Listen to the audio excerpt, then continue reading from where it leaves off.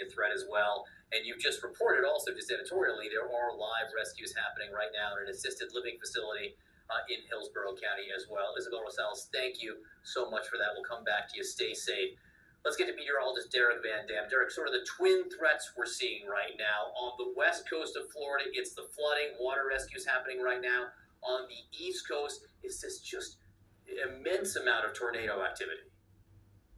Yeah, so right now we've got this 8 a.m. update from the National Hurricane Center, and Milton is looking like a former shell of himself, right? It is sheared, it is destroyed in many regards, and it's pulling away from the Space Coast rather quickly. But of course, the threats still remain, and we'll try and highlight those as best we can. You can see hurricane warnings remain along the Space Coast, stretching as far north as the northern portions of the Atlantic Florida coastline. In fact, we're getting gusts to 58 miles per hour right now in Daytona Beach. So that is still dangerous conditions as the outer rain bands at the backside of Milton continue to wrap in from the Atlantic coastline. This produced a prolific amount of rain right here specifically. You can see it on this radar estimate. That's where over 10 inches of rain has fallen.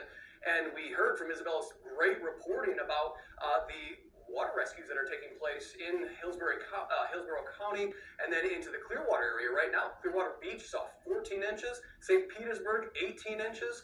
There was 9 inches of that rain in St. Petersburg that fell in a 3-hour period. So you can imagine just how much ponding and flooding that caused. So here it is, the eye of the storm, still pulling away from the Space Coast, but it's wrapping in that rainfall, so there are still active flash flood warnings in place in and around Daytona Beach. And with that onshore push, 3 to 5 feet of storm surge, still an issue for our coastal communities before the system is said and done and pulls completely away.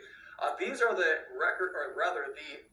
storm surge totals, the highest totals that we saw. Venice Beach, just a little over 5 feet. Fort Myers, 5.27 feet. And into Naples, roughly just over 5 feet. And of course, that's not as high as what Ian brought in 2022, but still a significant amount of surge that will obviously leave some homes and businesses with water damage this morning.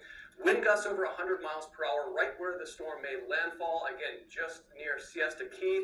And this has knocked down over 3 million customers across the state of Florida without power right now. And we know that these approaching hurricanes are prolific tornado makers. Well, this was just one example of one of the tornadoes that dropped from the sky, and this is on the east coast of Florida. So this is coming out of the Palm Beach County region, and that is a significant destructive tornado. You can see it lighting up the sky, breaking down transformers.